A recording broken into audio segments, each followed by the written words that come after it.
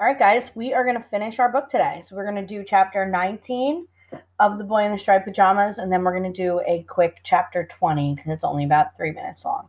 All right, so let's go ahead and get started. We know that Bruno and Shmuel have a plan that Bruno is going to visit him under the fence. So we're going to see how it ends out. Boy in the Striped Pajamas, we're on chapter 19, What Happened the Next Day. The next day, Friday, was another wet day.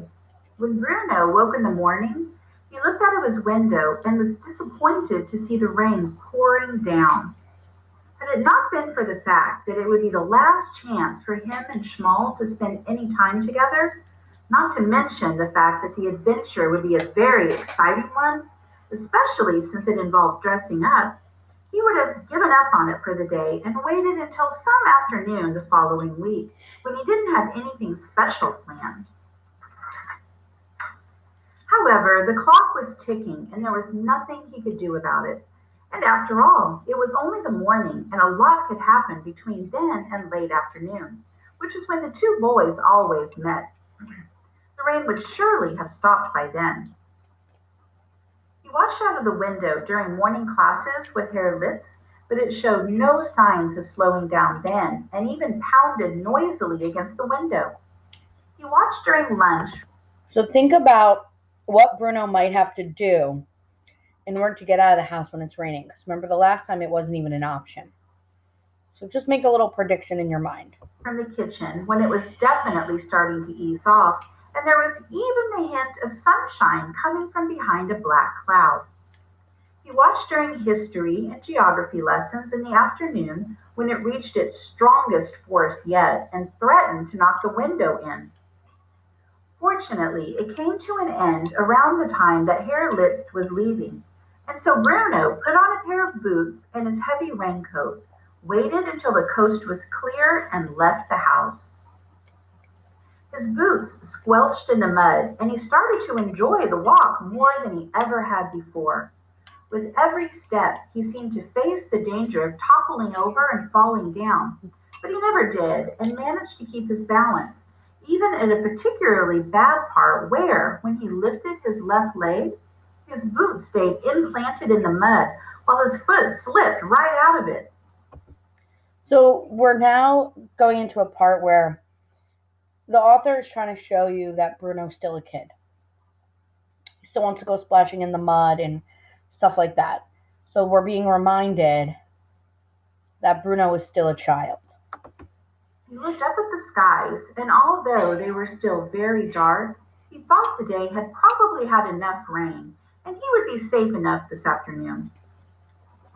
Of course, there would be the difficulty of explaining why he was so filthy later on when he returned home, but he could put that down to being a typical boy, which is what Mother claimed he was, and probably not get into too much trouble.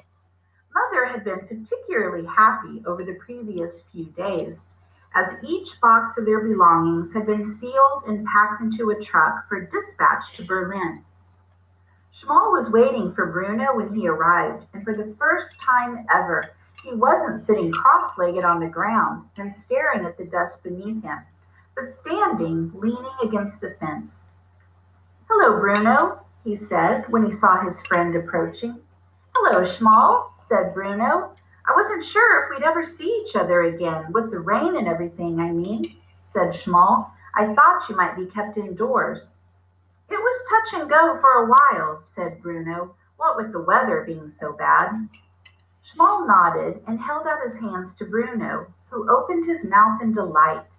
He was carrying a pair of striped pajama bottoms, a striped pajama top, and a striped cloth cap, exactly like the one he was wearing. It didn't look particularly clean, but it was a disguise, and Bruno knew that good explorers always wore the right clothes. "You still want to help me find Papa?" asked Schmal, and Bruno nodded quickly. "Of course," he said, although finding Schmal's Papa was not as important in his mind as the prospect of exploring the world on the other side of the fence. "I wouldn't let you down." Schmal lifted the bottom of the fence off the ground and handed the outfit underneath to Bruno, being particularly careful not to let it touch the muddy ground below. Thanks, said Bruno, scratching his stubbly head and wondering why he hadn't remembered to bring a bag to hold his own clothes in. The ground was so dirty here that they would be spoiled if he left them on the ground. He didn't have a choice, really. He could either leave them here until later and accept the fact that they would be entirely caked with mud, or he could call the whole thing off, and that, as any explorer of note knows, would have been out of the question. That's right. Bruno's never going to do Well, that. turn around, said Bruno, pointing at his friend as he stood there awkwardly. I don't want you watching me. Schmal turned around, and Bruno took off his overcoat and placed it as gently as possible on the ground. Then he took off his shirt and shivered for a moment in the cold air before putting on the pajama top.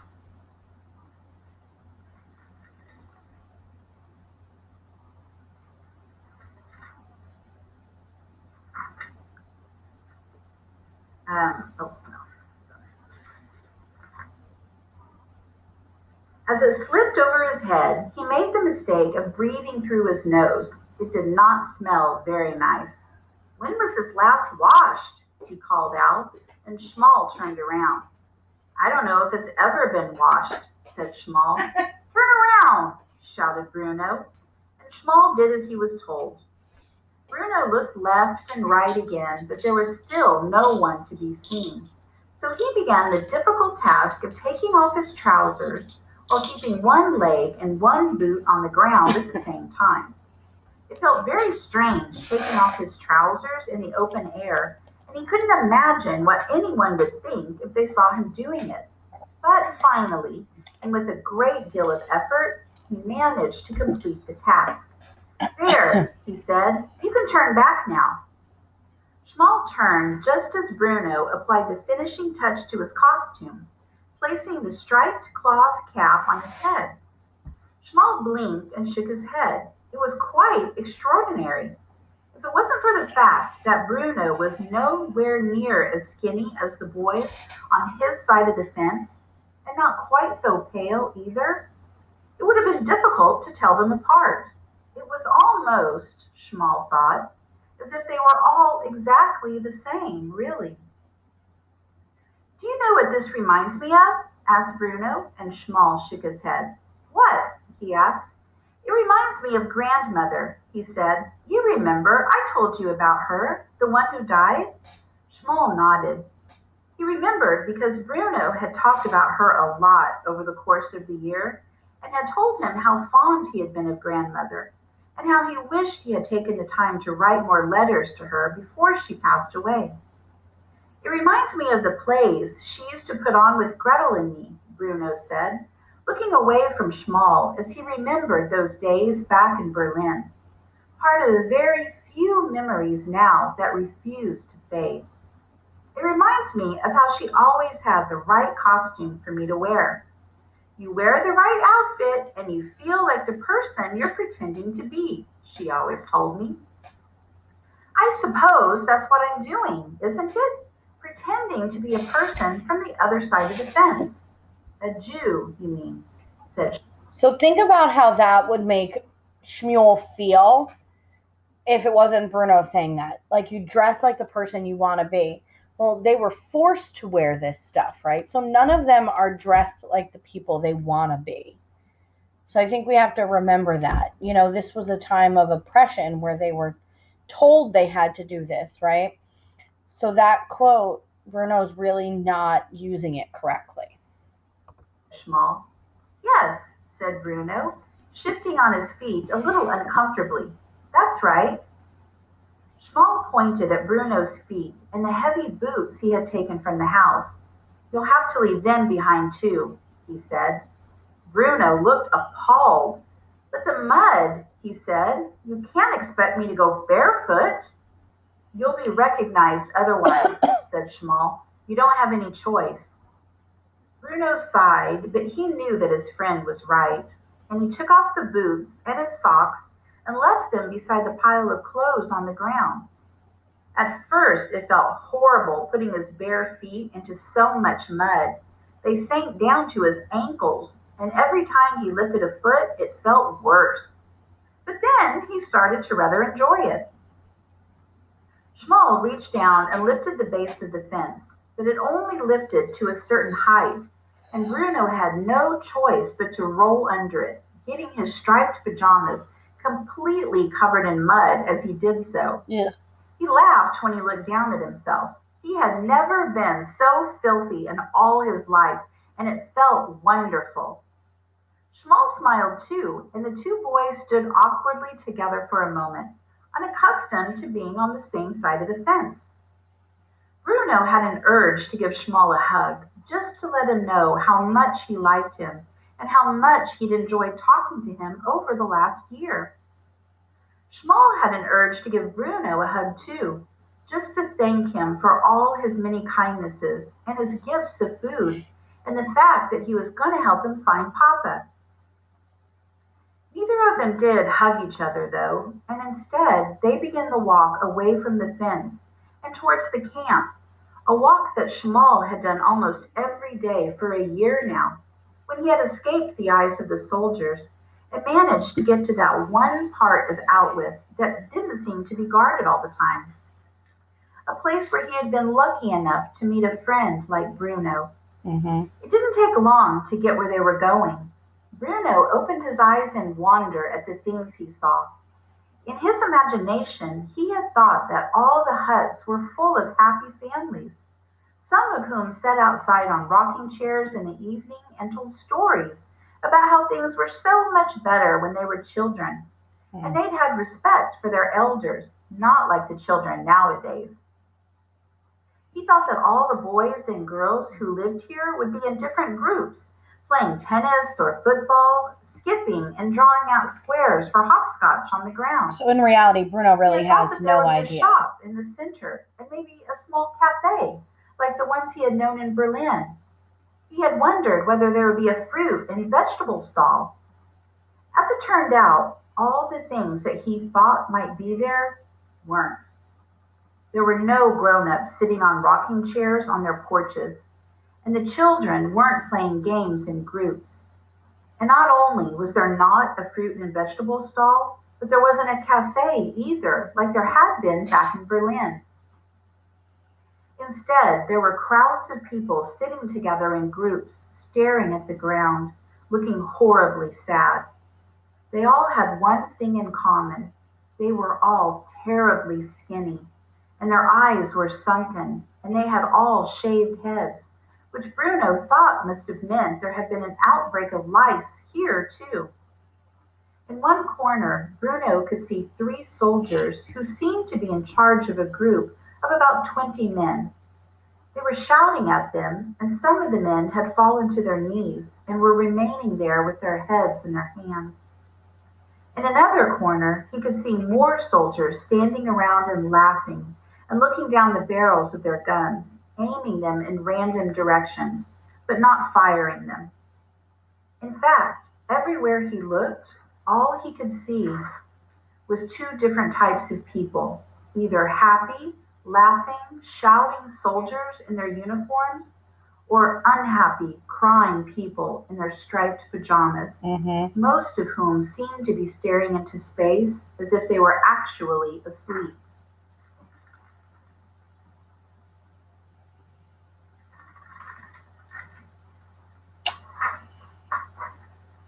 Bruno's "I starting don't to think I realize like what's it here," happening. said Bruno after a while. "Neither do I," said Schmal. "I think I ought to go home," said Bruno. Schmal stopped walking and stared at him. "But, Papa," he said, "you said you'd help me find him."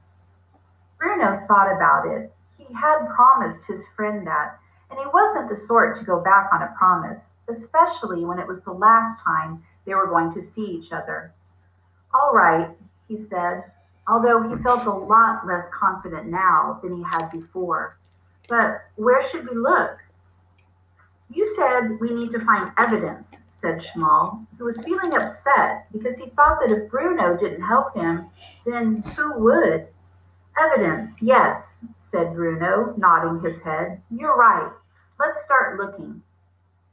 So Bruno kept his word, and the two boys spent an hour and a half searching the camp, looking for evidence.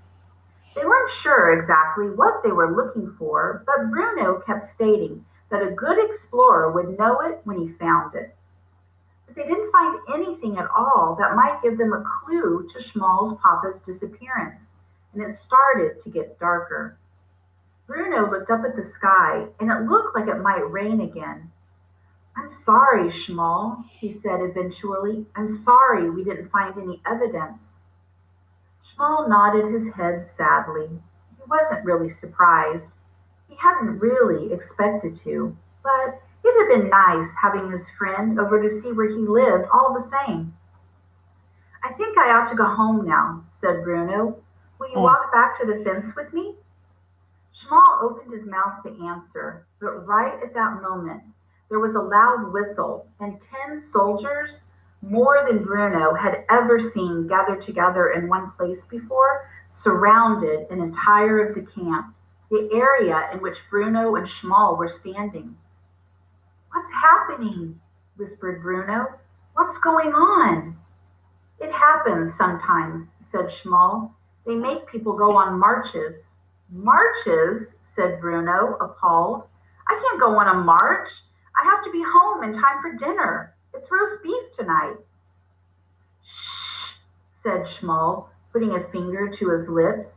Don't say anything, or they get angry. Bruno frowned, but was relieved that all the people in striped pajamas from this part of the camp were gathering together now, most of them being pushed together by the soldiers, so that he and Schmal were hidden in the center of them and couldn't be seen. He didn't know what everyone looked so frightened about. After all, marching wasn't such a terrible thing, and he wanted to whisper to them that everything was all right, that father was the commandant, and if this was the kind of thing that he wanted the people to do, then it must be all right. Hmm.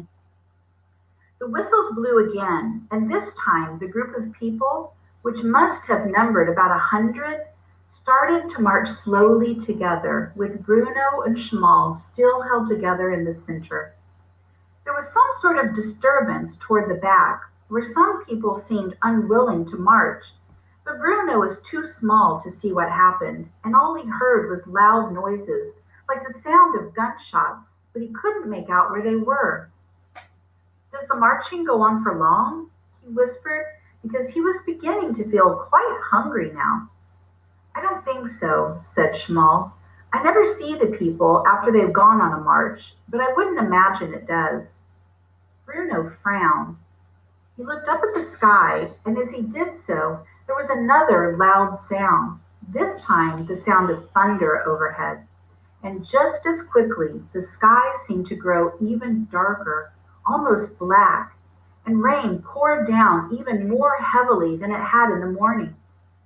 Bruno closed his eyes for a moment and felt it wash over him.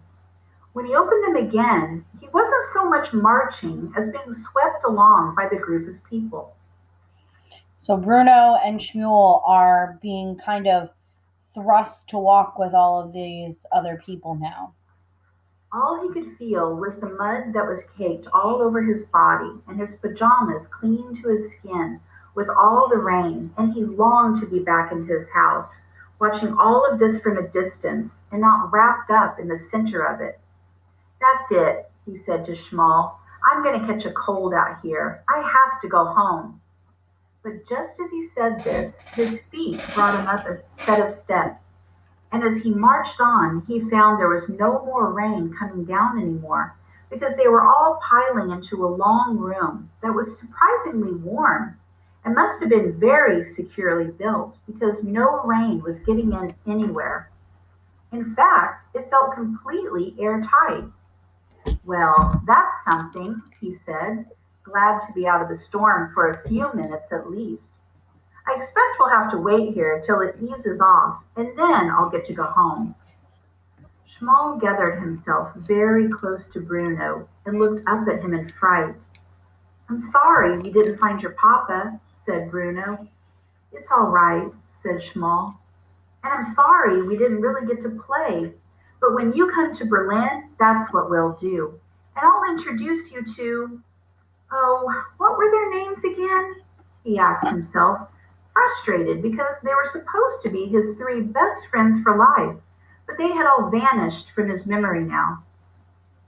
He couldn't remember any of their names, and he couldn't picture any of their faces.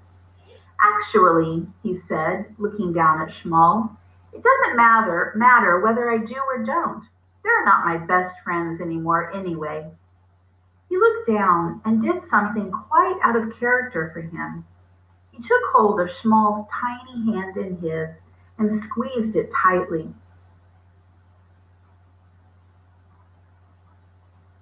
You're my best friend, Schmal, he said, my best friend for life. Hmm.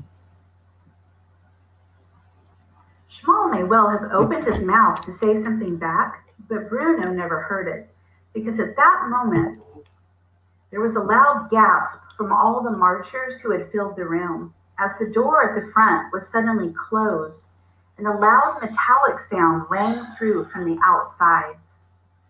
Bruno raised an eyebrow, unable to understand the sense of all this, but he assumed that it had something to do with keeping the rain out and stopping people from catching colds. And then the room went very dark, and somehow, despite the chaos that followed, Bruno found that he was still holding Schmal's hand in his own, and nothing in the world would have persuaded him to let it go.